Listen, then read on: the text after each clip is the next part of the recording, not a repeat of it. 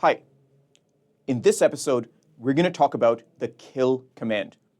The kill command is used to terminate processes. You type kill followed by a process ID to send a signal to terminate the process. Now, there are several kill signals that you can actually send. One of them happens to be 9, which will forcefully terminate a process, will not give it a chance to actually close off its input and output. Whereas kill -15, for example, will gently terminate a process. It will allow the time for that process in order to actually close off its child processes, its input and output, and then close. And then there is one which is also a hang-up signal. So based on the type of signal you send, the process will take just a few moments or will be forcefully terminated, bringing that process to a close. There's also similar kill commands such as Pkill or Killall that work on processes using names. So if you know you have multiple instances of a specific type of process, you can use Pkill or Killall and just name that process, and all the instances of that process will be killed. In the upcoming lab, we're going to show how to use these kill commands and kill the processes that are potentially bogging down your system or processes that you just want to close out. Please join us for this next lab. In this episode, we're going to talk about the kill command. The kill command allows you to close a process which is running.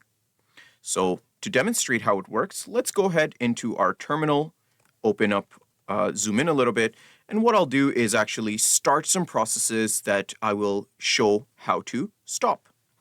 Now, this process is called DD, and how it works is it takes data from one device and puts it into another device. So I can give an input file, and I will just put a file called 0.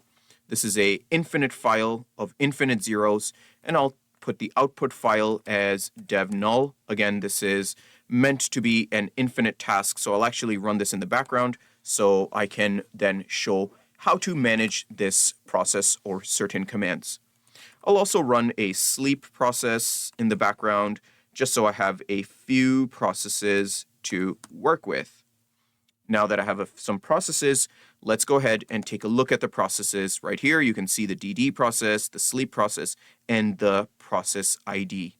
In order to kill a specific process, of course, you need to understand the process ID or know the process ID, and then you can simply type kill followed by the process ID. So 1, 2, 3, 4, 6. This will kill my DD process.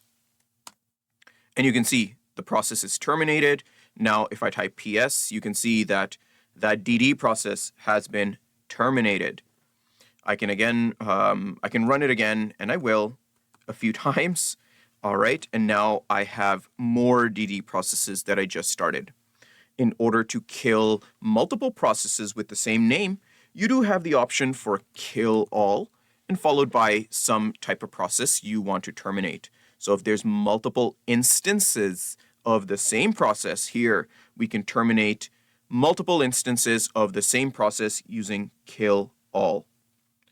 This also works with Pkill, and you give the process name. So that is working with the kill command, and finally we can actually kill this process as well. I'll put kill, and actually the ID of the process 12351. Now I will let you know that kill actually have a few signals such as hang up, terminate, or close. So -9 is the forceful termination. You'll note it doesn't say terminated, it actually says killed. And this is just based on if there's any room for the process to close gracefully or if it is forcefully terminated with the -9 switch.